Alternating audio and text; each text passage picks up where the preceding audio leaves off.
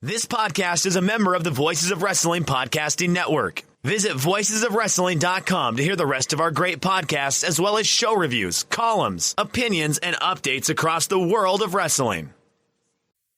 Hello, everybody, and welcome to another edition. Welcome to Golo's House. Welcome to another edition of Wrestlenomics Radio. I'm Brandon Thurston, broadcasting on demand and live from Buffalo, New York, South Buffalo, to be specific. Yes. Deep in the fuchsia-colored territory of Byron Brown. Lots of write down Byron Brown signs on my way into the neighborhood today. We are going to talk about the world of professional wrestling business. I am here at Golo's house. As you can see, I think I'm sitting in one of his kitchen chairs or something like that right now. Dining room chairs.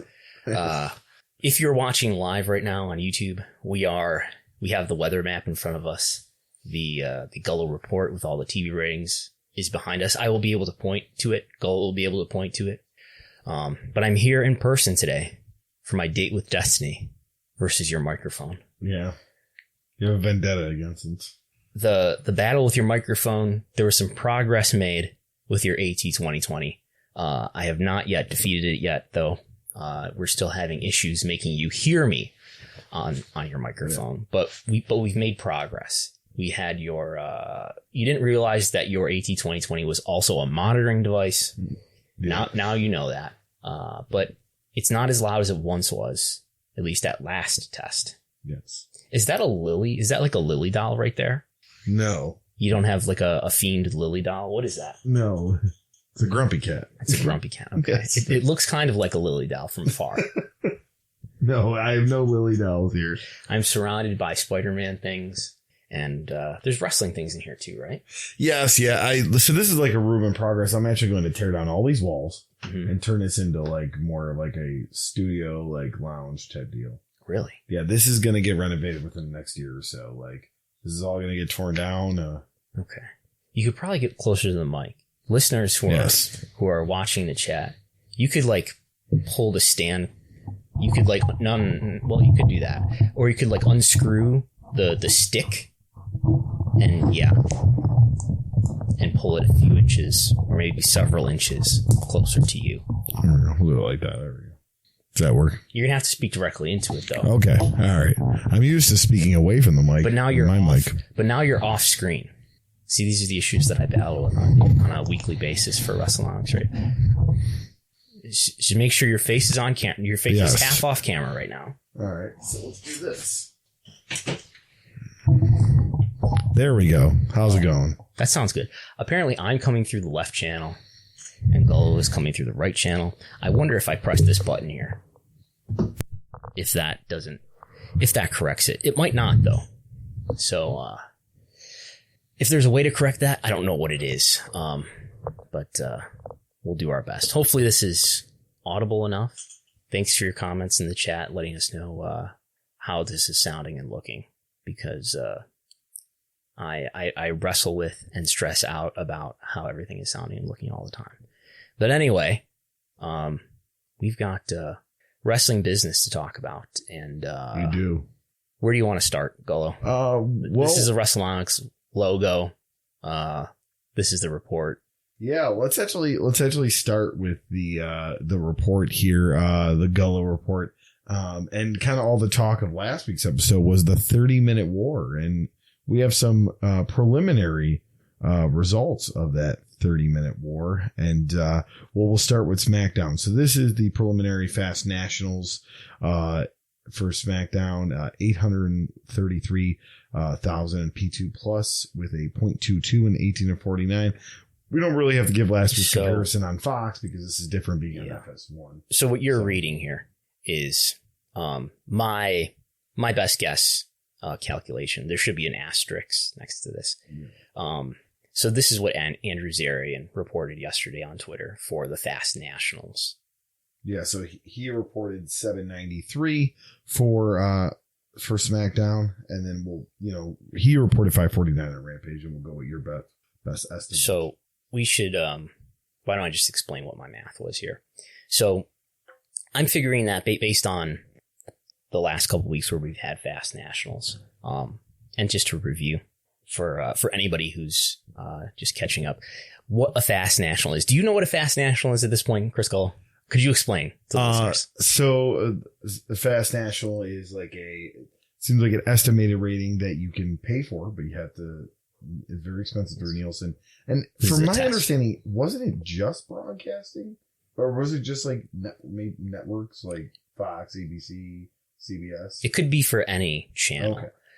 But we already get what people call overnights, what are also called fast affiliates. Okay, so overnights is what I'm thinking of. Every single day. I'm not sure if overnights is a technical term, but it's something that people use to refer to both fast nationals and fast affiliates. Fast affiliates are very normal. We get fast affiliates every day. There's fast affiliates. Today is Sunday. So fast affiliates had probably already been reported for Saturday. Just whatever was on network TV / broadcast TV Saturday night. We get fast affiliates every day. And we get fast affiliates for Smackdown the next day when it's on Fox, because Fox is a broadcast network. So that's not out of the norm. What is out of the norm are fast nationals. Fast nationals could be for cable or broadcast. Again, where fast affiliates are only for broadcast. So fast nationals, as you said, have to be paid for. They're something that Nielsen subscribers have to specially request. And it's expensive. A couple $1,000, I think, for every program that you want a fast national for. And we've been dealing with fast nationals really for the first time in my life of covering wrestling business. This is the first time I've ever dealt with actual fast national data. So this is a big deal. So this is what the 30-minute war has come to. Yeah. So what we have on the screen right now are the fast nationals up here. This is from Andrew Zarian, the total viewership. Now, we'll get to this in a moment. Let's just talk about how I got to this math. But now let's get to it now. What's been reported in the last couple weeks have been the total viewership and the demo. Sean Ross Sapp reported this information first a couple weeks ago for Rampage only. Then the next week, Raj Giri from Wrestling Inc. reported this information, total viewership and demo for Rampage and Smackdown. Sean Ross Sapp apparently got this information too. At least for Rampage he did. This week, the only information that has made it to reporters is the total viewership, not the demo. Conspicuous. More on that later. So what we have here, reported first by Andrew Zarian of the Mat Men podcast.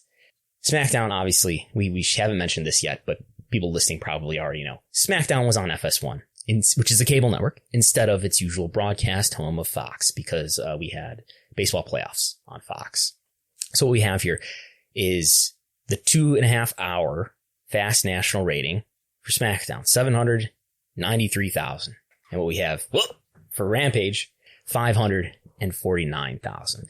Now, looking at these numbers, we'll get the final, by the way, on Monday, right? These are just like prelim numbers. These are not the final answer from Nielsen.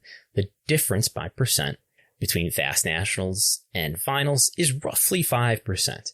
So if we're trying to make an estimate, which is what we're doing right here, trying to make an estimate about what the finals will be that get reported on Monday, let's just add 5% to each of these numbers, and we get this: 833,000 for Smackdown, 576,000 for Rampage would be my rough estimate. I bet that's pretty close to what we're going to read on Monday. Now, it's conspicuous that the demo hasn't been reported yet, while it has been reported in prior weeks. It sounds like at least Raj Giri made some effort to see if he could get the demo rating information. He could not, apparently. He has not reported it yet anyway. I asked someone about what's happening here as far as why we didn't get the demo. I was told by someone who presumably knows what the demo is, that there's a reason why the demo hasn't been reported yet. So anyway, let's go further with our estimate and try to estimate and predict what the final rating is going to be for the demo. That is the viewers between the ages of 18 to 49. And if Gullah will move his head out of the way a little bit. So what I have here in blue is sort of a pro Smackdown case, and what I have here in orange is a pro Rampage case. So to predict what the demo is going to be, I'm looking at what's the usual percentage of viewers relative to the total who are between the ages of 18 to 49. And AEW viewers, there tend to be a higher percentage of viewers in the demo for AEW programs, including Rampage, than there are for WWE programs, including Smackdown. So, what does it say here? Hopefully people can read this. We're looking at it a little bit differently. So, let's take a pro Smackdown case. Let's assume that the 1849 demo percentage out of the total is 38% for Smackdown and 49% for Rampage. This is based on the last few weeks. Rampage had a really high percentage of viewership in the demo early on, say for the CM Punk episode. I think it was like 60% or something like that. It's quite high. And that has slid down as the weeks have gone on and the total viewership has diminished. So, and that program really seems to be settling into whatever its norm is going to be. But anyway, let's say 49%. It's been, I think it was 45% the week before. That was the lowest it had been yet. And it had been in the high 40s, low 50s in the few weeks before that. So let's say 49% for Rampage, 38% in the demo for Smackdown. What we get then is 316 in the demo, 316,000 in the demo for Smackdown, and 282,000 in the demo for Rampage. This is what I'm calling a pro Smackdown case. Everybody's more familiar probably with the demo ratings. The demo ratings for those viewership totals would convert to 0.24 demo rating for Smackdown, 0.22 demo rating for Rampage. I can point to it, just like a weatherman. You can point to the Rampage one. Go ahead and point to it. You just obscured it with your head. Yes. There we go. All right. So that's pretty close. Yeah. So we actually have some questions here in the YouTube. Let me get to the pro Rampage case first. Okay. And then we'll go to the questions. And let's take a look at a pro Rampage case where the percentage in the demo for Smackdown is 34%, which is more like what it's been lately on Fox. And it's 52% for Rampage. And then we end up with 283,000 for Smackdown, a 0.22 rating. And we end up with 300,000 for Rampage, a 0.23 rating. In which case, Rampage edges out Smackdown in the demo. So, I think these numbers are going to be very close when they're reported on Monday. Yeah, there's questions. Yeah, well, there's questions. First off, Scott Summers asked, we were actually sat together, or are we kayfabing this? No, we are in the same room. No, there's a split screen right that you can't see. There's a seam, and we've just merged two images together. It's very, yeah. Corey Jackson asked, do you think the reason the 18 to 49 demo has not been leaked because Rampage beat Smackdown in the demo? That's possible. Good guess, probably. That's possible. Tim B said that Meltzer said he had the top 10 market demos and recited them in today's podcast, so we'll have to so here's another tidbit I can tell you is that who do you know who the baseball game was between on Friday night that was on Fox? I'm assuming it was Braves and Dodgers. It was either Braves, Dodgers, or Astros, Red Sox. Okay. Well, apparently, once my team's out, I don't pay attention. I think it's in New York and Chicago. The Smackdown was still on Fox, I was told. So if you're trying to make a pro WWE argument, you could say, well, even if, let's say we find out on Monday that Rampage edged out Smackdown in the demo, Rampage on TNT, Smackdown on FS1. Even if that's the case, one could, I mean, I don't know who's going to do this. It's not like WWE's going to make a statement about this, but one could spin that, well, if you added up the Smackdown viewership in New York and Chicago, actually Smackdown would come out on top in the demo. That's very plausible. Because what usually happens is if in the recent weeks where there's been preseason football on Fox, where in a handful of markets across the country, Smackdown either wasn't on or was on at a later time. Eventually, when those ratings would be reported on Monday, that all gets aggregated together. It all gets tidied up and fixed. That's not going to happen in this case. What we're going to get on Monday is a report of what Smackdown did on FS1 nationwide. And there's not going to be any report about what Smackdown did on Fox in New York and Chicago. At least not from like Showbuzz Daily or from me. I guess maybe I could try to get access to that information. We'll see. So yeah, it will be very complicated and there'll be lots of plausible deniability, at least in WWE's favor. We'll find out on Monday. I'm debating doing I was thinking, should I do a live TV ratings talk on Monday evening instead of Thursday, because there's no Dynamite rating again. Your Twitter too. Your Twitter is going to be very interesting after 4:00 on Monday, whatever those results are. Yeah, you get a lot of notifications. It always is, and I tweet and then I mute the tweet. Just speaking of Monday, people were actually bringing up the as far as the quarter hours and what that half an hour was. Yeah, we'll find out all Monday. These are just estimations for the whole show. Quarter hours, as far as will we get that information? Somebody will get that information. Maybe I'll get that information. I have been reporting Rampage quarter hours for weeks consecutively here. W quarter hours are harder to come by, but I've reported Raw quarter hours in the past. So I don't know. We'll see. I will ask. Tim writes in the chat that they were on secondary Fox stations, WWOR in New York and WPWR in Chicago. What was on secondary? It's the baseball game or yeah. SmackDown? Tim, if you can answer if was it the baseball game or SmackDown? Okay. That was on the secondary Fox stations. I would imagine that probably big networks, they could have possibly 2 Fox stations. How many people are watching right now? 28 people. 28 people. That's in thousands, right? Yes. Okay. Yes. Okay. Yeah. That's what's happening here. I don't want to speculate where the fast national information is coming from, but I will say it is conspicuous, isn't it? That the demo did not reach reporters this weekend. I thought that maybe we would get a Dynamite fast national too, but it doesn't sound like that's happening. But I wonder. I don't know if you know where I'm going with this as I put this slide up on the screen, Golo. I wonder if this is the last Friday Night War of the month. Well, so it would happen again, it looks like, on Friday, October 29th, correct?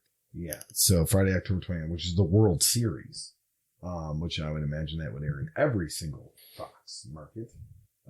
And you may not know, but I'm curious why the game was on secondary markets, or SmackDown was on not secondary markets, secondary Fox networks. I'm not familiar with what that really means, in fact. But yeah, anyway.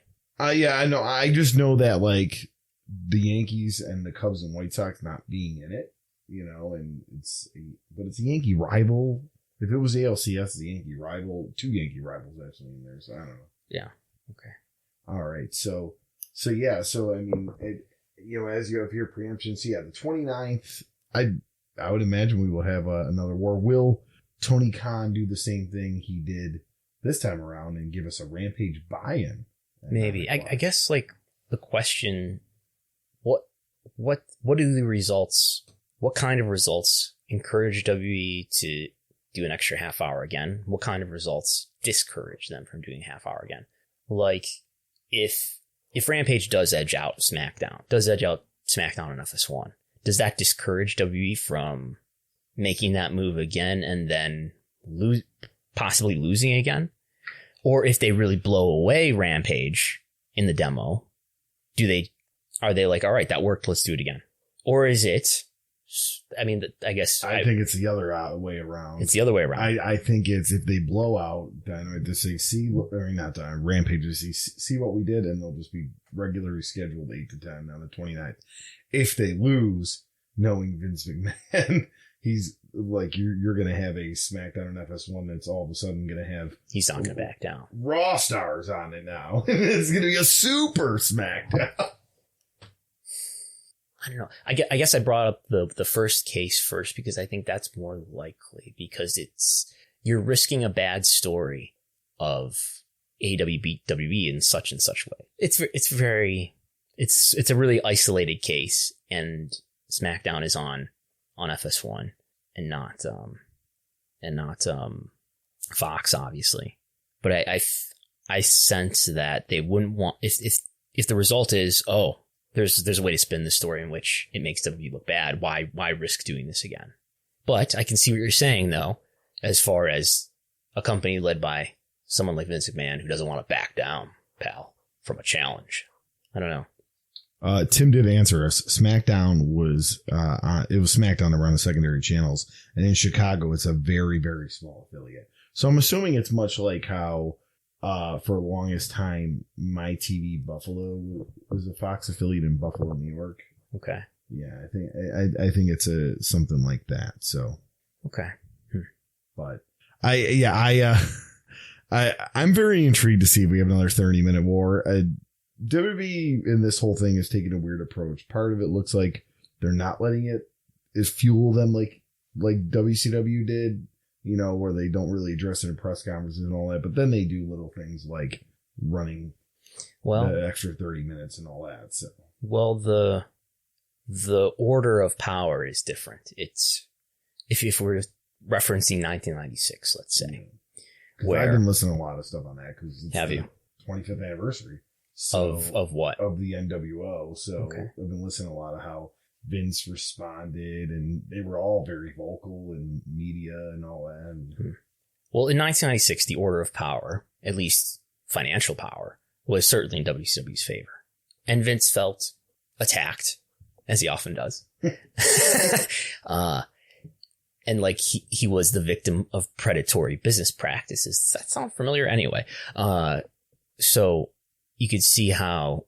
I mean, I think it's always safer to punch up than to punch down, right? You look bad by being the big guy, which they are now by far. I mean, if we're just talking about revenue difference, it's probably a 10x difference for WWE over AEW. It's probably about $1 billion to $100 million in revenue difference on an annual basis. So, and I think you think about it like a wrestling promo. If you want to, you know, we're taught in wrestling to never cut your opponent down because if you beat them, then you beat nobody. And it's they don't want to put over this opponent, right? They want to bury this opponent. Yeah. They don't want this opponent to gain more traction and more momentum. So you don't want to acknowledge that this opponent even matters, right? You want to bury them and dismiss them and minimize their importance as much as possible. So we have Nick Khan saying things like, "I don't ever think about competitors." He says to Ariel Helwani in that interview in August, he says, "Have you ever known me to ever think about what a competitor does?" Something very much to that effect. I'm paraphrasing. And they clearly do. I believe they clearly do think about this competitor quite a bit. And they should. And if you think about where he comes from, sports agencies try to poach people from other agencies all the time. It's constant competition. It doesn't turn off. He's got that in him. He was very successful. I'm sure Nick Khan never thought about William Morris Endeavor while he was at CAA. No, but I think AEW poses a real risk to WWE in a lot of really fundamental ways. I think that's obvious. I think what's frustrating for fans, maybe I'm projecting, but I think what's frustrating for fans is that this is another example. This being when WWE dismisses or minimizes this notion that AEW is competition. This is another example of fans reacting unhappily, let's say, to that action because it's another example of WWE denying what seems to be to everybody else in the world to be reality, which I don't know. I feel, again, maybe I'm just projecting, but I feel like that's one of the hallmarks of WWE and WWF throughout my lifetime is selective acknowledgement of reality and the world around them. Yeah. All right. On the next slide. Yeah, let's do we want to actually continue on this? Do you have more to say about this? No. I don't. All right, so you want to go back to the Gullo reports? Oh, okay. Yes. All right. So I mean, we won't go over the Rampage because we just went over the estimation. I do want to say that if your estimations are correct, it is a very nice increase for Rampage compared to the week before, which was 502,000. Which was the all-time low. Yeah. The record low. And a 0.17 and 18 to 49. So that'd be a really nice 18 to 49. This was the 10th episode of Rampage. Increase for them. Yeah. We'll move on to the... Just real quick, because I'm noticing on the screen, I don't want to mislead anyone. I've got a 0.30 on the board here for Rampage's P18 49 rating and a 0.22. Disregard that because that doesn't make any sense. I apologize for that. For that, whatever is on the screen for the P18 49 rating. For those two, for SmackDown and Rampage. But go ahead, move on. All right, so I'll talk more in they said that when I'm looking at you, I'm kind of going away from the mic, so I'll talk more on the mic directly and just look at you. See, they're validating my concerns here. I'm a very eye contact person. You know what you need? we've already, Wrestlenomics finance department has already ordered you a mouse today because last week we got complaints that you were clicking on your mouse and keyboard throughout the whole show. So you got a mouse. Where's the camera? I bought Gullo a mouse. What you need, I think, is a headset. Oh, like yes, with the mic. Yes. Right here. So you can move your head I'm around. used to those. I wore a lot of those in college. Yes. All right. And look, like now the mic is like way in front of your face. Nobody can see your face. Well, and that's not a monitor you're looking at. You're looking at the YouTube video that's from 20 seconds ago. There you go. There, look at that. All right. Oh, that looks okay. All right, we look good. Do we sound me? All right, so when I won't look at you directly. But so want to move on to Raw for the Gullo report? Sure. Here? Sure. All right. You probably need so if you want to pull that up for me. Yes. So for Monday Night Raw, we got 1.58 million with a 0.42 in the 18 to 49.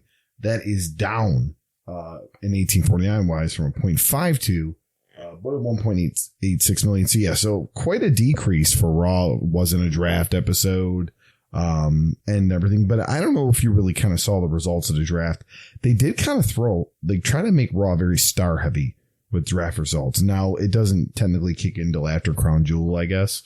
But, it's interesting to see a decrease after they've kind of stacked the deck here for Monday Night Raw.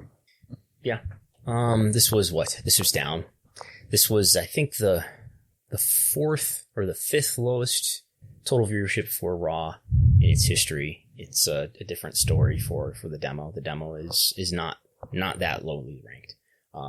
Yeah, I don't know. I mean, I don't see a ton to try to unpack here at the risk of hyper analysis. It was what it was. They're going against football. The football competition is complicated and different every week with and which this goes for Thursday night too, in terms of sometimes it's on network and in addition to cable, sometimes there's the ESPN2 Manning cast, sometimes there's not. Yeah. They'll be going against the Buffalo Bills this week too. So that's true. The Buffalo Bills and the Titans are next week. Well, tomorrow. Or I'm sorry, next episode tomorrow, of Monday Night Football is the Bills and the Titans. Are the Titans good? Yeah, they can be. They'll probably squeeze in the playoffs. They can be, but they're not a Super Bowl contender. I hope. At least I don't think. I hope our friend Super Beast isn't listening to you. They got the best running back in the league. I'll give them that. Okay. All right. So we'll move on to NXT 2.0. I always forget that detail. That's the designation you need to consider. 632,000 to 0.15. Very similar numbers to the week before. 630,000 to 0.13. So not a terrible place for NXT to live. Yeah, I've heard that when you don't say, if you just say NXT and not NXT 2.0, that there's in the headset of the commentators there's an electric charge that they feel if they say the incorrect terminology. This was an okay rating. And I hesitate to get too much into ratings because I've talked about those in some detail on Thursday already. This is a good example of where NXT might be living, especially in 2 consecutive weeks where it did very similar numbers, at least in total viewership. I believe the competition was a little bit less difficult for them on this week compared to the prior week too, which may be why they were a little bit higher in the demo. As you stated before, we don't have a Dynamite yet. You'll probably get that Monday. Let me just interrupt because I see stuff in the chat about the 3-0. Like I mentioned it earlier. I don't know why that's in there. I don't know why that generated in there. Maybe I was playing around with other scenarios. I tried to delete it out of the cell just now, but just sorry about that. Just please disregard the 3-0 there. That's in the Rampage row. All right. Yeah. So as we said, Dynamite, not really go over that because we don't have numbers. We'll have numbers Monday for the Saturday night Dynamite. And the same thing. There was no Roads to the Top this week. So, there was, but it was on Saturday night. Okay. So Saturday Dynamite and Saturday Roads to the Top. Those ratings will come out Tuesday morning. Okay. And then, Impact, we do have an Impact here. 89,000 in a P2 with a 0.03 in the 18 to 49 compared to 111,000 the week before with a .02 in 18 to 49. So an increase on 18 to 49, but less than 100,000 viewers for Impact. I think this is the fourth lowest Impact total viewership ever. There's only a few that have been that low. One of them is, I think there were 69,000 viewers in July when there was the error with the guide. Yeah. The guide. Where the guide did not list Impact in a lot of systems. So this is, I don't know, this is not a good rating for Impact. The demo, though, is up. We're looking at a program with very small viewership, though, so I don't know if these fluctuations in more limited sections of the viewership are as reliable as maybe the total viewership is, but even that is a small audience. In any event, that's measuring lower. This is, again, I believe this is the fourth lowest Impact total viewership. Well, when I say ever, I mean on Access. It's probably higher than anything on Pursuit, I would bet. We don't know, though. All right. And then their Thursday competition, Dark Side of the Ring, they overlap for 1 hour. Yep. Did 135,000 with a .06 in the 18 to 49. That is slightly down P2 from 137, but up as far as from the 18 to 49 from the .05. That was the Bruiser Bedlam episode 2 weeks ago. This past episode was the Luna Vachon. Yes. In the grand scheme of things, ratings for Dark Side are lower this season than last season, especially this second half after they've returned from the hiatus. I think this is like the third or fourth lowest viewership for a Dark Side episode. I wanted to bring this up to you. Do you think it's because the topics are becoming more, for lack of a better word, niche is probably better than what I'd say obscure. Like they're more like, hey, now we're not going away, so we're going to do this FMW episode. We're going to do the Bruiser Bedlam episode. I mean, these are all things I'm interested in. I love the work they do over at Dark Side. But I wonder if it's just that, that common wrestling fan, it's hard to bring them in. Even though almost every episode has like a Vince McMahon WWE tie-in to it. The steroid trial, I've been saying this on this podcast the last couple of weeks. That's coming up. That is ending the season. Is it? So interesting. I'm really intrigued to see what that's going to be, because that's a pretty pro, and they have Jerry McDevitt on it. Do they really? Yes. Wow. Yeah. Huh. That's going to be a good one. I wonder if Jerry McDevitt like defers to WWE about these things, or if Jerry McDevitt rides alone. If I remember, because Jerry, to be clear to everybody, I think everybody thinks of Jerry McDevitt as like WWE's lawyer, which is fair enough. But Jerry McDevitt isn't, and I don't believe has ever been a WWE employee. He is a lawyer who they hire from K&L Gates. If I remember correctly, listening to Evan Husney and Jason Eiser, I think it is, on who are the producers. Yeah, I can't remember which podcast it was, and so I'm not like exactly quoting, but I think they mentioned how they wanted McDevitt. They reached out to him. He said, "Let me see if he will do wrestling media." He goes, "Let me see if this is something I should do," and then he gave him the okay, I guess. So like really? he probably cleared it. I'm sure he didn't ask permission, but he's probably like, "Hey, if I did this, what was your thoughts?" Because he's done, he did the Something to Wrestle Live. Keep the microphone close to you. He did the Something to Wrestle Live with Bruce Pritchard before. So, like here. Yeah. There we go. Yeah, he did that. So, like, I know he'll pop up once in a while, but. And I get the sense that, like, they trust him because he's the lawyer and he knows, first of all, he's intimately aware of legal proceedings related to whatever he might be talking about. And he knows like what's, I want to say, okay to say and what's not, or what's a good argument and not, or something, something to that effect. But anyway. Yeah. So, it's so funny. Scott Summers brings up a point about the Dark Side of the Ring. It is immediately available for a catch up and a demand service. So much though that, and I'll admit it on this podcast here. I will at around 9:15, 9:20 put in the Vice TV app and start it from the beginning with no commercials. You're telling me that there might be alternative ways to watch some of these programs that are not measured in the Gullah Report? Yes, and it pops right up. So just to Scott Summers' comment, yes. So it's so on demand that it's up there like 15 minutes into the 9 o'clock hour. Really? Yeah. And there's no commercials. When I watch it on demand, there isn't. There's like a Vice commercial here and there, but there's not. When you say on demand, how? So I'll go on the Vice TV app. Is this something that you need a cable subscription? No, you don't have cable. Yeah, you do have cable. I do have cable. Yes. You have to have a cable login to get the Vice TV app. And okay. Yes. Okay. So you have to you have to be on a system that is carrying Vice. Yes. And Vice is probably being paid by the system. Like the Vice TV, you have to have a cable service, whether it's Spectrum, still Verizon, some sort of economic Cox, incentive. Yeah. Well, I mean, it's like the Heels stuff that we talked about before. I mean, we are, especially when it comes to programming that is not live. It's not a live program like the in-ring programs are.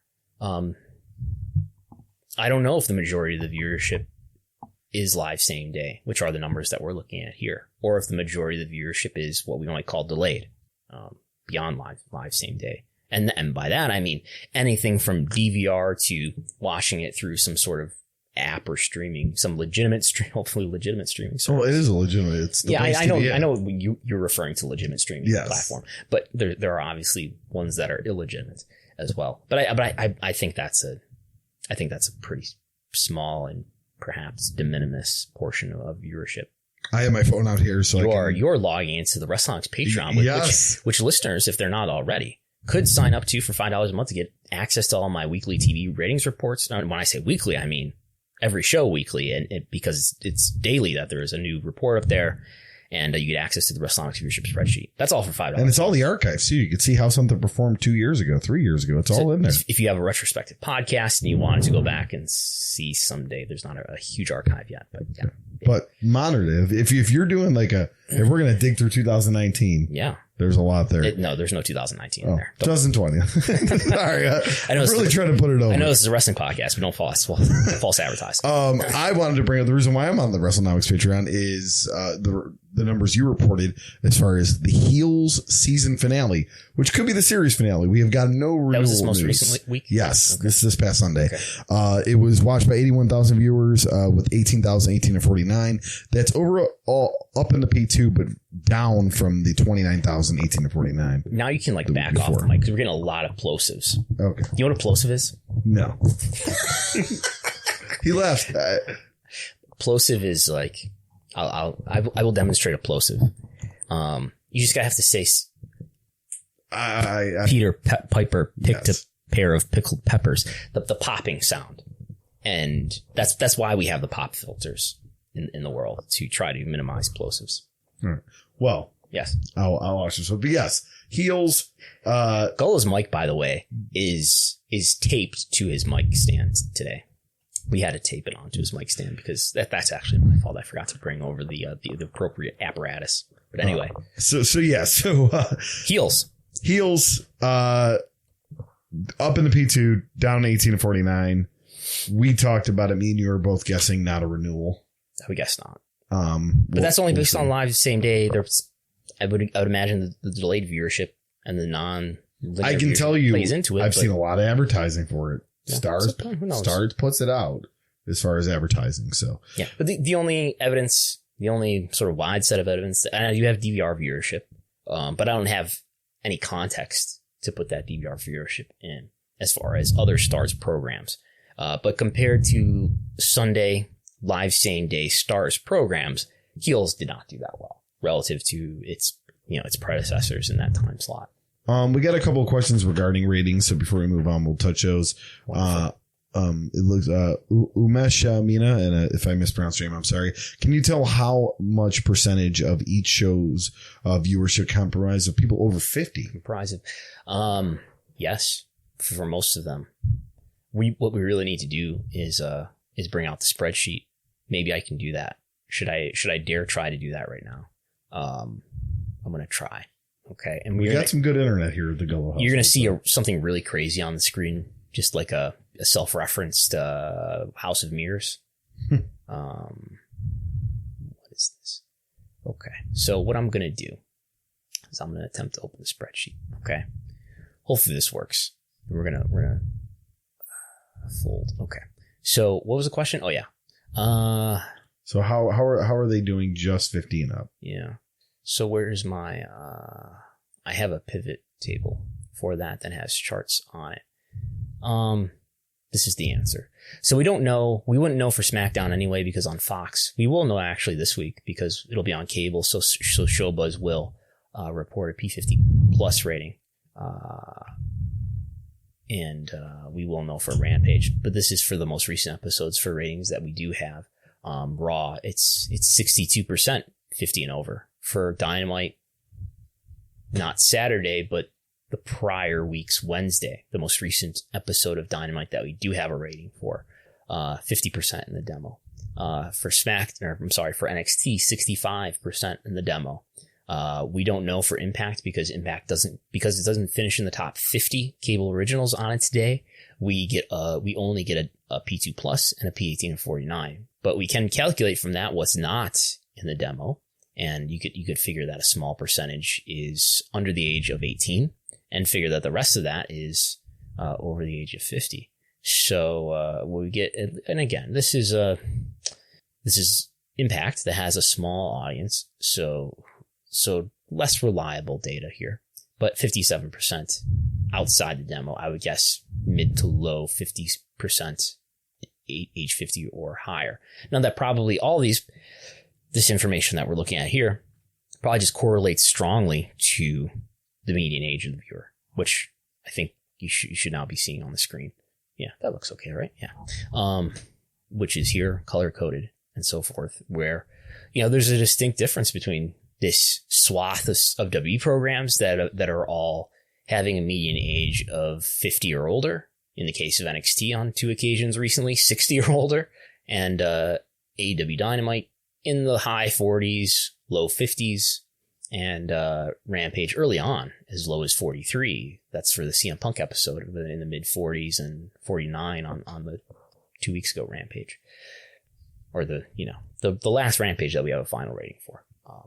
So there's that. I wanted to bring up a question that Tim had. It's more of like correlation. He says, would it be fair to say that USA TNT have far more granular ratings data due to their parent companies, Comcast and AT&T, owning Xfinity and DirecTV? So yeah, their parent companies own cable providers. So more granularity than what? Read the question again.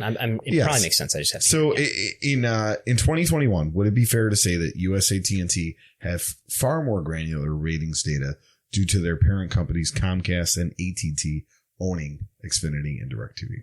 So I don't know for sure. I've never been in a Nielsen database, but I believe definitely TV networks have Nielsen subscriptions, and they have them. I'm sure they can look at the minute by minute ratings. I don't know to what degree they do, but absolutely. I think they can look at the minute by minute ratings of anything they want, because they probably pay Nielsen enough to get access to that information. Again, I'm not intimately aware of how a TV network or in WWE's case, I believe WWE is a Nielsen subscriber. I think, you get access to, I would think, just about whatever information you want as far as final ratings. And that includes granular information like quarter hour data and minute by minute data for sure. All right. So we can move on here. Okay. To the next slide. What's the next slide? Let's see here. I'm following along with you here. So we're done with the Gullo report here. We haven't done this, but we've talked about this in the past. I think just pointing out that FS1 has slightly smaller coverage than TNT, and it's a lower profile network, which is something that people should keep in mind too. I don't know if there's that much more to add. We have Vice on here too, just showing you what the coverage is of Vice and Access TV. Yeah. 55 million. We've, and this is all as of August 2021. We have, I don't know if we've discussed this, but I discussed this on the live TV ratings talk. We have referenced in the past that, Vice is in like 60 or 70 million homes. That's probably older information. It's now in 55 million homes. Access is in 40 million homes, which is about half of the cable homes. Yes. So what I find interesting about that, is it'll be interesting to see if MLW ends up getting a regular, deal, maybe a weekday deal, 10 o'clock or so with Vice TV, because they would be in more homes than Impact, and be interesting to see if they could eventually eclipse the numbers that Impact are doing with that. So yeah, we will see. I mean, the information that I got showed that MLW didn't exactly outperform what's normally in that slot after Dark Side.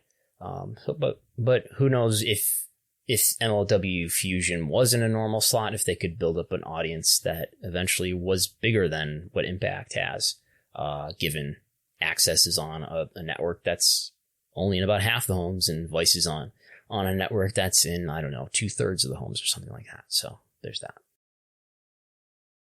With HelloFresh, you get fresh, pre-measured ingredients and mouth-watering seasonal recipes delivered right to your door. Skip the trips to the grocery store. You can count on HelloFresh to make home cooking easy, fun, and affordable.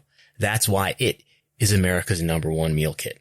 There's something for everybody to enjoy, with recipes designed and tested by professional chefs and nutritional experts to ensure deliciousness and simplicity. And guess what? The fall harvest season is officially on with HelloFresh. Count on seasonal recipes like pumpkin cinnamon rolls, Friendsgiving ready sides, as well as fresh, high-quality ingredients that travel from the farm to your front door in less than a week. Are you economical and frugal like me? Well, HelloFresh has you covered. HelloFresh offers the flexibility that you need to easily customize your order on the app within minutes. Easily change your delivery day, your food preferences, and your plan size, or skip a week if you need to.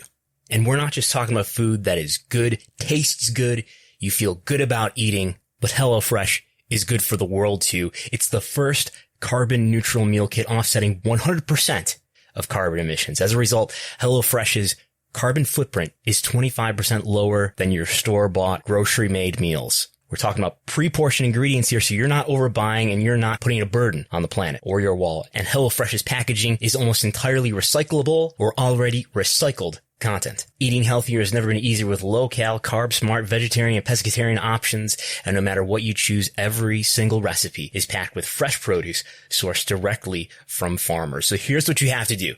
Go to HelloFresh.com/VOW14. Use the promo code VOW14 for up to 14 free meals, including free shipping. No cost to you. 14 free meals, free shipping. Because you listen to this podcast, you get those 14 free meals from America's #1 meal kit, HelloFresh. All right, we'll move on to our next slide here. Boom. Oh, yeah. And I did see this when you sent it to me. I couldn't wait to talk about this. So, the head of the table, Roman Reigns, he's going to be on the November 29th Monday Night Raw. And where is that, Brandon? At the UBS Arena in Long Island. As we saw last week, reported by our good friends at WrestleTix, AEW Dynamite was outperforming ticket sales for Raw in the same arena. Yes. And by the way, Dynamite is later than that Raw. So this is definitely a move by WWE to go, hey, we're bringing the SmackDown World Champion over to Raw. The Needle Mover. The Needle Mover is going over to Raw. And I find it interesting because I brought it up before that they keep making this point that the draft is set in stone after Crown Jewel or a large scale international event to some people. The LIE. Yes, the LIE. I find it interesting that they're just going to throw that out the window.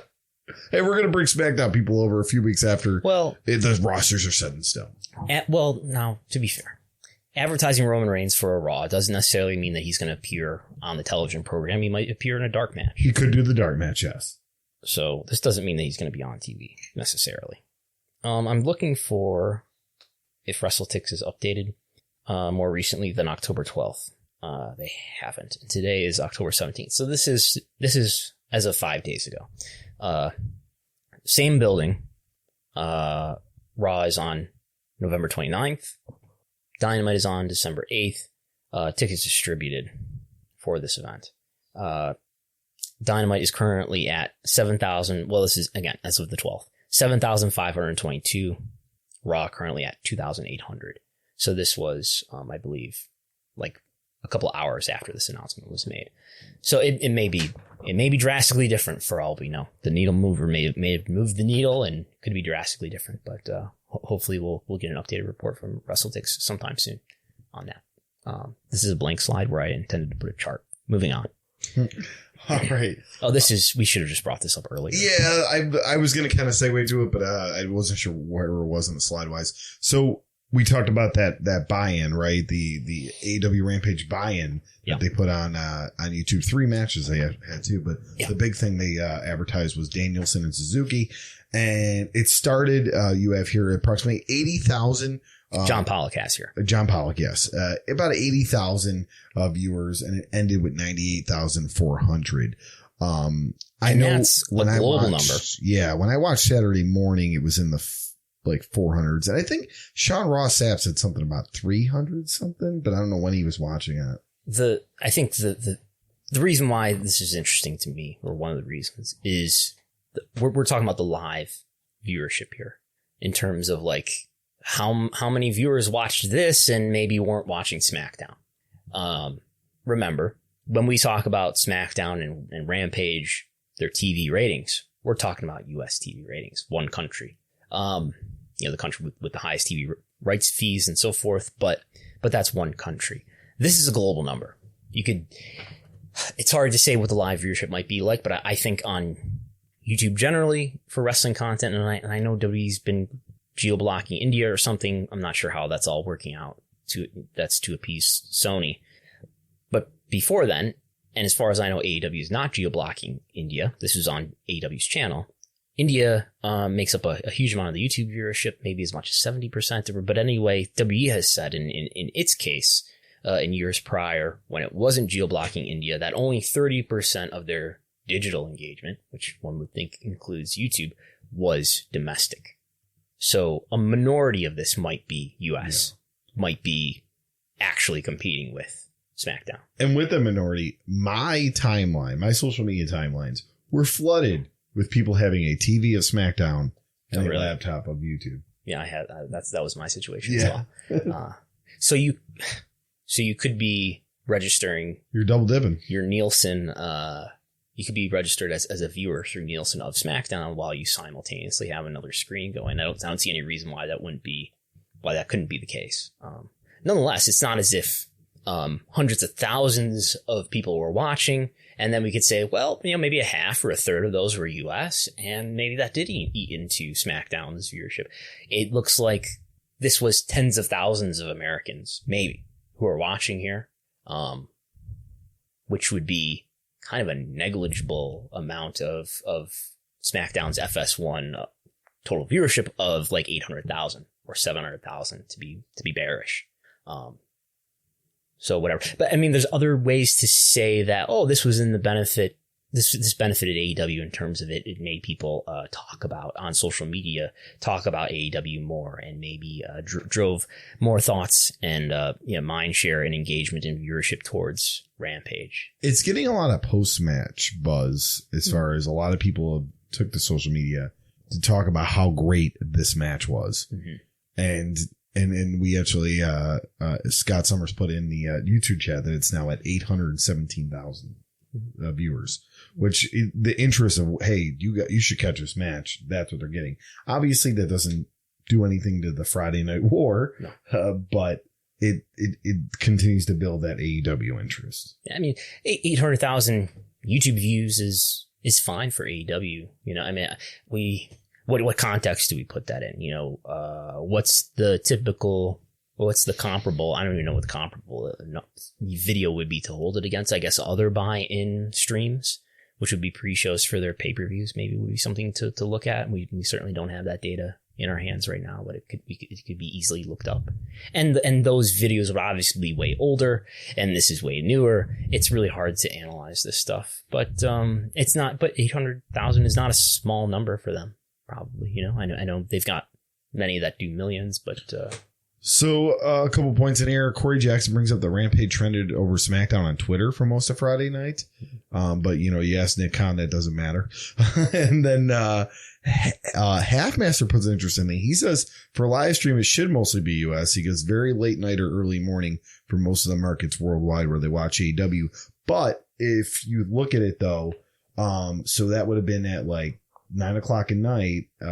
It would have been 9 in the morning in like India or around there. I mean, people are up there doing things. It's, You've got the time zones. I lived in you lived in India? No, I went to Indonesia. So you went to Indonesia? Yes, I lived the 24-hour. Indonesia difference. is not that close to India. No, but that's what I'm assuming it's close. It's probably like 22 hours. But it has the same first three letters. I'm talking about it basically being when at night here, it's morning there.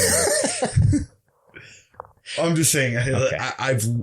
I've lived a 24-hour difference, from where it is here. Okay. So, but that's a good point that this would be most convenient for people in U.S. time. Think zones. about a big market, though. I mean, I'm not sure. It would probably be afternoon time in Japan, and of course, the Japanese audience, small market. Still, a Japanese audience would want to watch this match. I suppose. Yeah. It was 5:30 in India. Okay, see, so. Man, yeah. 5:30 a.m. Yeah. So, so not so convenient. So India and Indonesia definitely have a huge difference. Yeah, they're like on. Yeah, but they're not that far. I mean, when I look at a map, I didn't think there was that big of a time difference. Okay. All right. I was in a geography bee once. Yes. I think you should have a map in this room somewhere that we could reference. I have a little globe in the other room. Okay.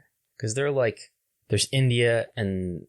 Yeah, there's Thailand and all that, and then India. But I'm thinking I thought it was a couple hours. Yeah, but you were there, and you were like, "Oh yeah, India's right over there. Yes. We're here." Anyway, I put this together this week just for fun. I guess it's also somewhat relevant with the quarterly report coming up on November 4th. This is the board of directors. Yeah. Would you like to? How many members are there on the? First of all, do you know what a W board of directors is? I think I've explained this to you before. Do you remember? So if I remember, they don't necessarily own part of the company or anything like that. I think they might own shares. Like shares, but they don't get on because they own a certain percentage of shares. It's, I don't remember the exact thing, but I remember we talked about Steve Coonan, how he didn't have any really role in the company. He's just on the board of directors. Most of the members of the board of directors, with the obvious exceptions of the first 5 that we'll talk about here, these are not full-time WWE employees. These are not people who work for WWE. These are not major investors of WWE, although it's plausible that a major investor would push for certain members to be on the board. I think they might get a relatively small amount of shares just to align their interests. That makes sense.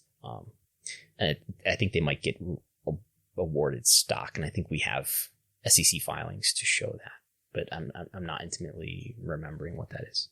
I mean, if we just look at this, I think, we got Vince McMahon. Yes. Nick Khan, Christina Salen, Stephanie McMahon, Paul Levesque, the usual players. So those are obviously full-time employees, major executives for WWE. But then we got Frank Riddick on there. Remember good old Frank Riddick? Yeah. Were you around for the Frank Riddick days? I was not around for the Frank Riddick days. Not involved in the Wrestlenomics realm of things. Yes. Frank Riddick was the CFO after Barrios was fired, and he was the CFO until Christina Salen and Nick Khan were hired. So he was, that's a period of roughly January to August of 2020. So he appeared on a number of conference calls. We have Jeffrey Speed, who was actually former Six Flags EVP and CFO. And I should know, too, when we're talking about Frank Riddick. Frank Riddick was already somebody who was on the board. So he was plucked off of he was still on the board, but he's somebody who was sort of drafted from the board to become this interim executive. He is, his past is he's the former CEO of Shale Inland. I don't know what that is off the top of my head, but he's somebody who's, I think you think of these people as being sort of in advisory roles. I don't know how often they meet. And they have a number of duties as far as determining the compensation of executives. Their function is, these are people, by the way, how many are there? 1, 2, 3, 4, 5, 6, 7, 8, 9, 10, 11, 12, 13, 14. There's 14 of these people. They're supposed to be the ones who are looking out for shareholders' interests and they're the people who are overseeing the executives, ideally to make sure the executives are making good decisions that are in shareholders' interests and are not just running amok or whatever, which is to a degree, a legitimate concern for publicly traded companies in general, and I'm not trying to overhype anything, but especially companies that have Class B shareholders like this one. It seems to be to a lot of these board of directors, their jobs would be something kind of related to what a sports entertainment market would be. Absolutely. Like you talk about Jeffrey Speed, Six Flags EVP and CFO. Yes. There's the entertainment, live entertainment. We got Lauren Ung, former Travel Channel president. Yes. Cable network. Yep. We have Steve Pannon, who is former Parkwood Entertainment. Do you know Parkwood Entertainment is? I don't know Parkwood Entertainment though. Parkwood Entertainment. And I didn't know he was former. I think he was not former when he's a relatively new member of the board of directors. Steve Payman is. Steve Payman is now apparently the former Parkwood Entertainment president and CEO. Parkwood Entertainment is Beyonce's entertainment production company. So large scale entertainment events. I heard that Beyonce was putting over Naomi recently or something. Yeah. Someone told me Yeah. that's actually, It's her daughter's favorite wrestler. There you go. Erica Nardini, Barstool Sports CEO, which is a huge thing to have there. Barstool Sports is pretty much she's relatively new to the media. board. Someone was when I tweeted this, someone pointed out to me. People are. I'm not that familiar with Barstool Sports. I understand there've been some controversies. I couldn't describe to you what they are, but yeah, people were laughing at the fact that Tony Khan apparently appeared on 2 Barstool Sports shows recently and put over AEW and probably disparaged WWE or something. Yeah, I mean it's a media sports, and so I always look at the wrestling podcast, and they started a wrestling podcast, and it was number 1 in the rankings a week later. Just a guy. It wasn't a name on it. It was just a guy from Barstool Sports. Boom, they were top in the rankings. What is the name of that? Or is that the Robbie? I think so. Yeah. I don't know where to put my phone, but anyway, off the top of my head. But moving on, Alan Wexler, General Motors Senior Vice President, Innovation and Growth. We have Manjeet Singh, who is the former Sony Pictures President of Home Entertainment. Mm-hmm. This is now that they've kind of merged WWE Studios in with their other media division. They still have an advisor, so if they want to get in the movie business. They are in the movie business. They license content to movie studios. Yes, they don't produce their own films anymore because that's expensive and fails. But they do license their content to We're The never Rock. going to see a Marine ever again. I don't. How old is the most recent Marine film? Probably a few years. Okay. Yeah. I mean, there's no reason why you couldn't license that IP to someone who wanted to get the Miz out there again. Yeah, that's true. Yes, the Miz. I think we'll talk about the Miz. More about the Miz in a moment. Phones are flying everywhere. Steve Koonin, who we've talked about before in this podcast, yes. Atlanta Hawks and State Farm Arena CEO, which that's also the home of that WWE Day 1 event. That's true. Yeah. That'll be happening. And then Connor Shell, Sherman Entertainment CEO. Do you have any info on Sherman Entertainment? I think, so Koonin and Shell are the newest members of the board. Shell, I believe, was very much involved with the ESPN 30 for 30 series is his big claim to fame. So there's that. So we just had a question here. Well, first off, Scott Summers asked where Barrios and the other lady was. We talked about it during. Excuse me. We say people's names here. On this that's what. Okay. That's Michelle Wilson is who you're referring to. He asked that. Yes. Okay. But I'm reading the question before the people on YouTube see it. You know who that other lady is. I do, but I'm reading the question word for word from the people. But yeah, the bowling company. Yes. Bolero, yes. What about Bolero? That's where they are right now. That's where Bolero. So there's more we can tell you about this. So George Barrios and Michelle Wilson, the former co-presidents of WWE, when they left WWE in January 2020, they formed after a long hiatus through the pandemic of I don't know what they were doing. They started their own shell company, or I'm sorry, maybe the more appropriate term is their own SPAC. Their own. Do you remember what SPAC stands for? Special. Yes. I don't know. Something like Special Acquisition Company is something roughly what it stands for. It's basically, what is a SPAC? This is my understanding. Someone in the finance world could probably explain it better. It's basically an empty company. It says we're a corporation. We don't do anything yet, but we're going to acquire somebody else's organization and sort of bring them in and then immediately make them public. So this is something that's been all the rage on the stock market in the last year or so. So they started Isos Capital, that is their SPAC, and then they acquired Bolero, which is this bowling franchise. That's what they're doing. They're about to, I think they're about to they either have or they're very early in going public as that company, basically. But their parent company, I guess, is ISO Capital. But anyway, yeah. Corey Jackson just asked a question. Are the pitchers ranked to how many shares of stock they have or how important they role in the company? I tried to make them, there's no rhyme or reason to the size. I think it's like the most. Other than I made Vince the biggest because he's the chairman and the CEO and the head of creative. And then I listed the full-time employees first. And then I think I tried to roughly put these in order of who's the newest and who's the longest running members of the board. But there's no rhyme or reason that much to it. All right, we can move on to our next slide here. And you just brought it up. The USA Network has renewed Miz and Mrs. Yes. For season 3. Yes. It did. We were looking at the ratings. It did great ratings. Here I've got a quick dot chart of the. This is the P2 Plus of. I'm guessing the. Oh, I get to point. I get to live my dream now. I get to point at the chart. I'm guessing this is season 1. This won't be great for people listening on audio. This is season 1, and then in the middle, I'm guessing this is season 2, and then a hiatus, and then season 2 continued. And then if you move your head, Gullo, you can point to what the remaining dots are. That would be season 3 with a hiatus in the middle. So the split season. You know how they do a mid-season finale and all that. So yeah, that's the mid-season. So the viewership for season 3 is obviously not as high as it was. It was well over 1 million for the entirety of season 1, which was apparently only 1, 2, 3, 4, 5, 6 episodes, I think. And then season 2 was, some of them were over 1 million, some of them under, some of them well under. And then the latter part of season 2, these might have had different time slots too. I don't think these were all getting the lead in from Raw. But the latter part of season 2 did well under 500,000. The big takeaway though is that season 3 did better than season 2. And again, I'm not sure what the relationship is there as far as when they had the lead in and when they didn't. But viewership was pretty good for season 3. Oh dear, I've closed the slides now, and I'm going to reopen them.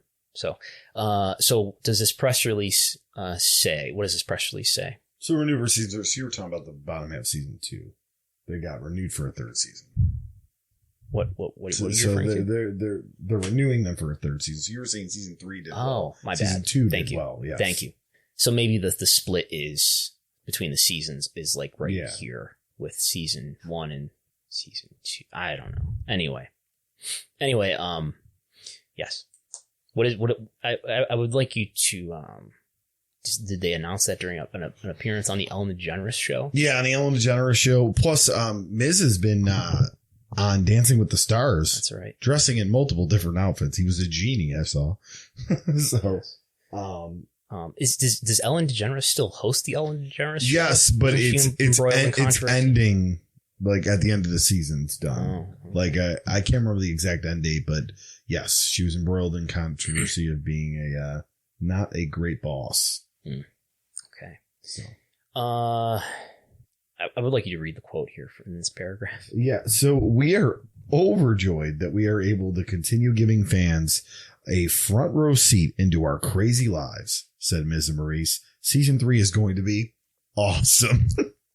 They both are attributed with this quote.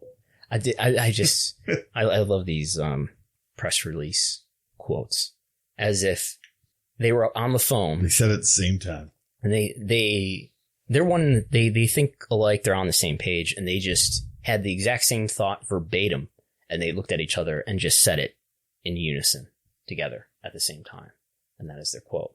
It's definitely not the case that a PR person just thought up a quote and then got their approval for it. You know, it's a very quick, positive tidbit for an article. Wonderful.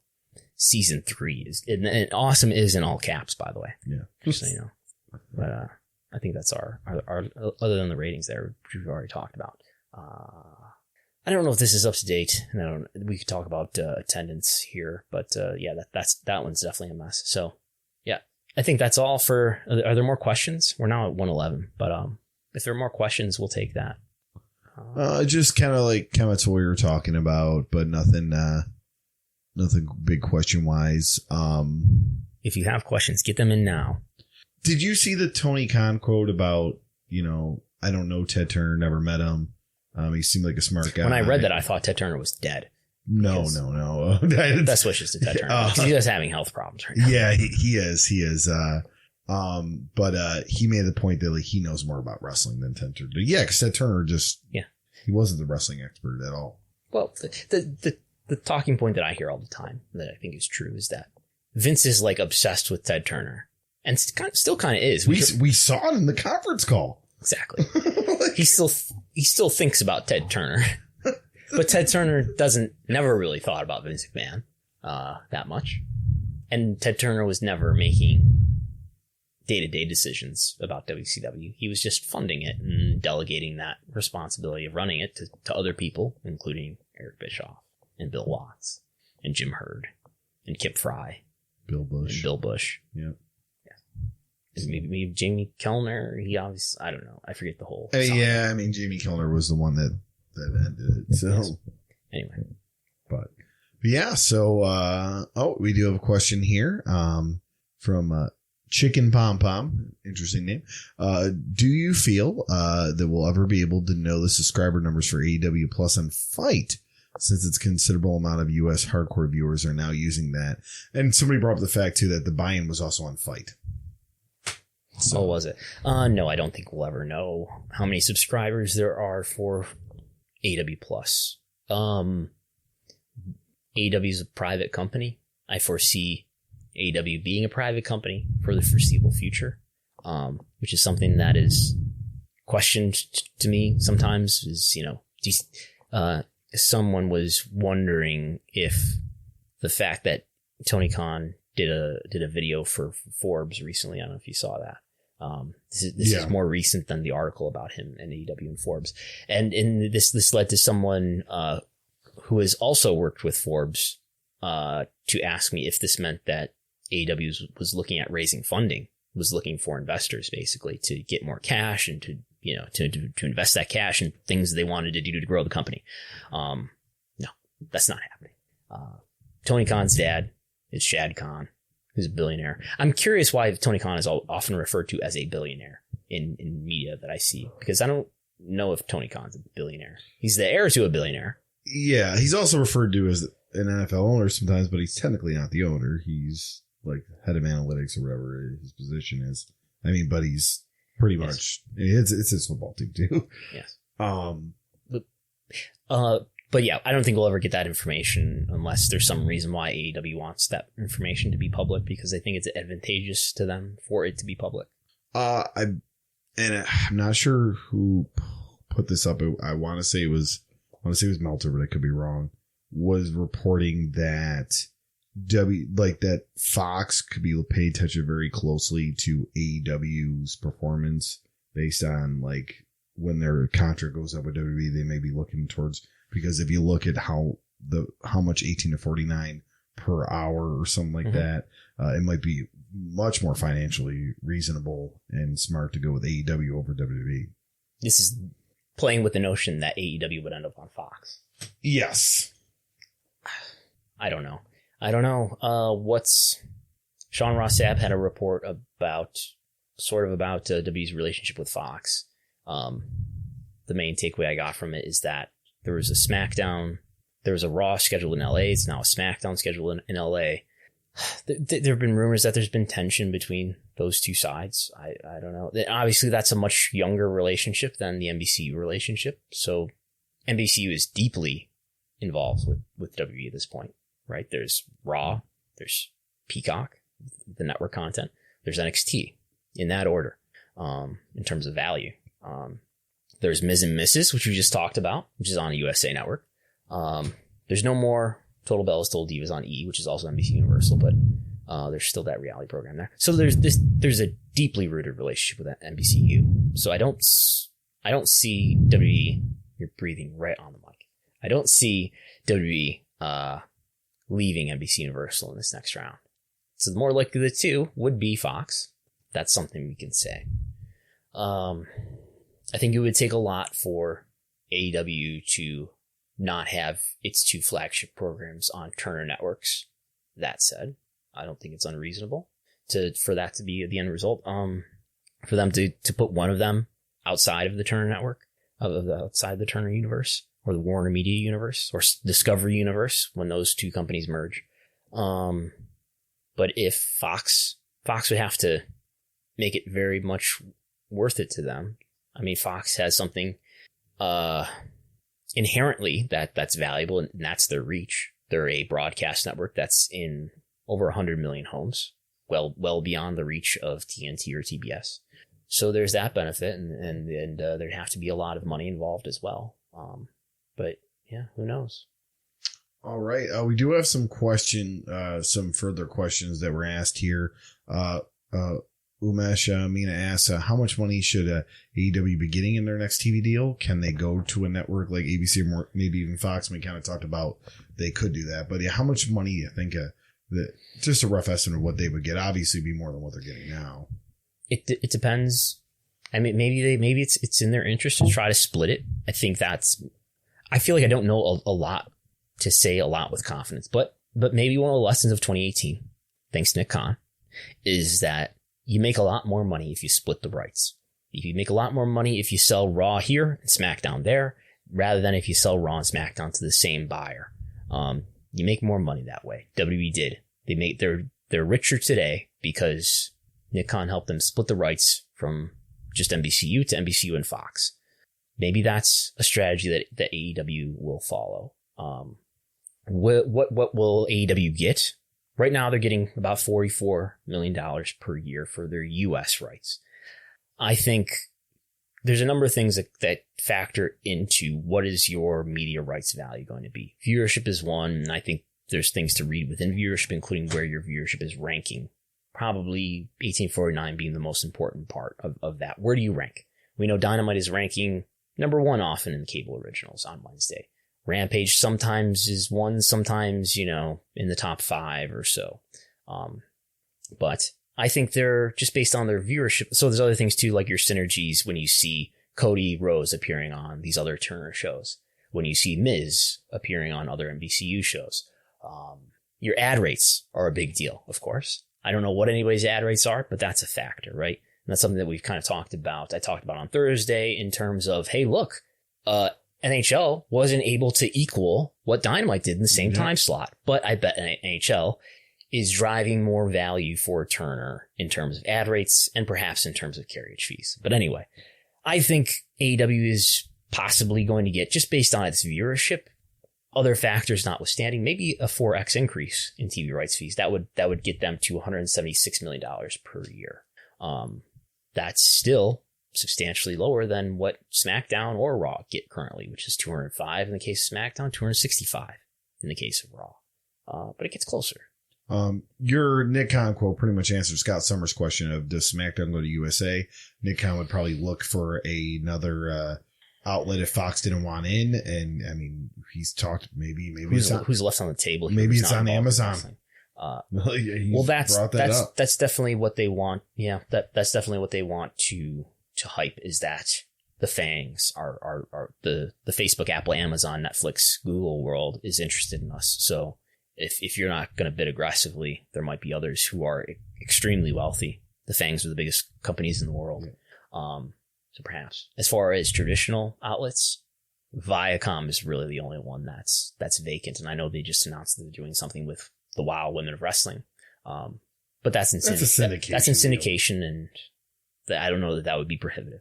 So, Andrew Barker kind of put a comment now that what does WWE now that Triple H will clearly not be running the show when Vince steps down? We kind of talked about it. Like, Vince isn't going to step down, in your opinion, and I think he doesn't step down, either sells or he dies. Yeah, but Vince, as John Moxley said, will die in the chair. Yeah. The most important thing, and I was validated when I was on Sean Walton's show, and he was like, I agree with that. When I said, money is really important to Vince, but what's more important is control. He will never give up control. He will, as long as he has his faculties and he is able to work, he will be the head of creative forever. All right, here, Tim B, how have the cable network rankings changed since the SmackDown to Fox and AEW debut? used to be above TNT. Is that still the case? We're talking about the networks themselves. Yeah. Like I don't know. Cable, yeah, I'm not sure. These are questions that require a spreadsheet to answer. These are, so I might be able to at least give you some background information on that on a Thursday TV ratings talk where I have the spreadsheet up and we can actually look at some tabs that might be relevant to that. So please ask me that question again on a Thursday live TV ratings talk. Immortal Vegan asks, great name, by the way, what's the difference between syndication and cable? Well, syndication can be syndicated on cable. It could also be syndicated on like regular broadcast networks. Is this a sort of a uniquely US thing? Like syndication? I'm not sure. Like, I know obviously syndication was the backbone of professional wrestling in the 80s. Oh, this dining room chair is kicking my ass. Golo, you're sitting in your front row seat to Fastlane. WWE Fastlane 2016 in Cleveland. I have a awesome office chair that I'll be putting together once this is all that you've been withholding from me. Yes, well, it's in a box. But yeah, I mean the syndication thing.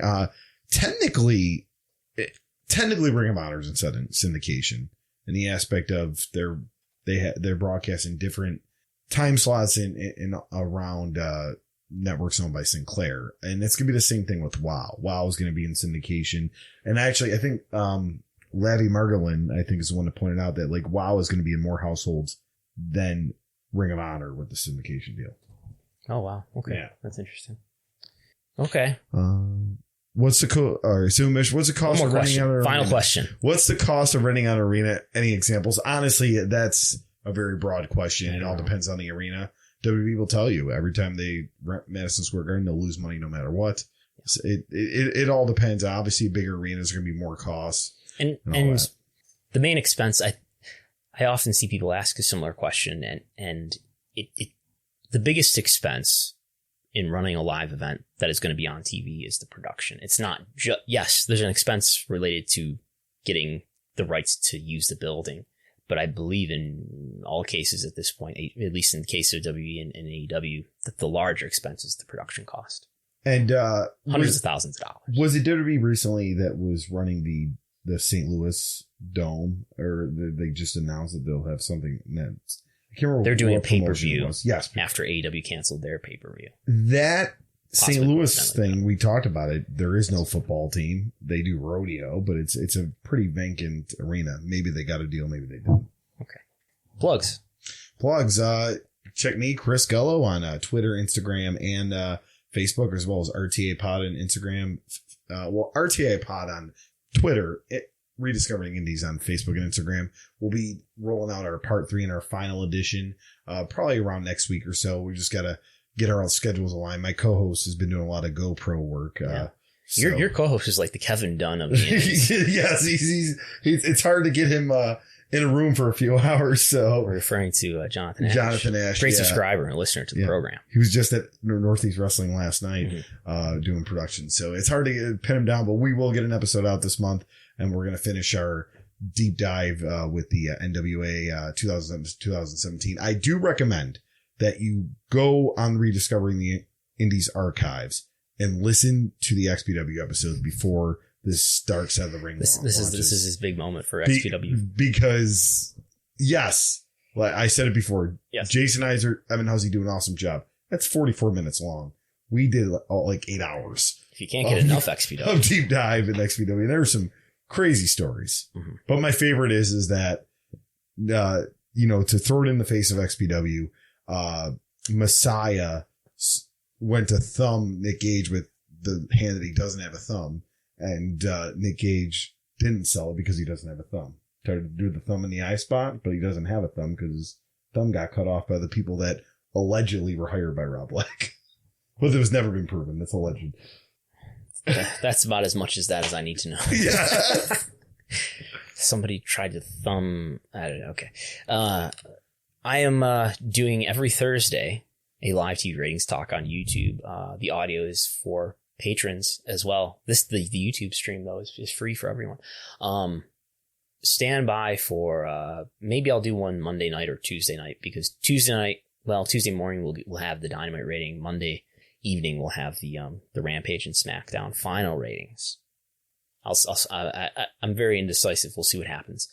There's the Patreon, which we mentioned earlier, patreon.com/Wrestlenomics. You get my TV ratings reports almost every day. You get access to the big spreadsheet. You get other reports and other content as well. You can follow me on Twitter at Brandon Thurston and on Twitter at Wrestlenomics. I'm Brandon Thurston. I'm Chris Gullo. He's Chris Gullo. And we'll talk to you next time. Bye.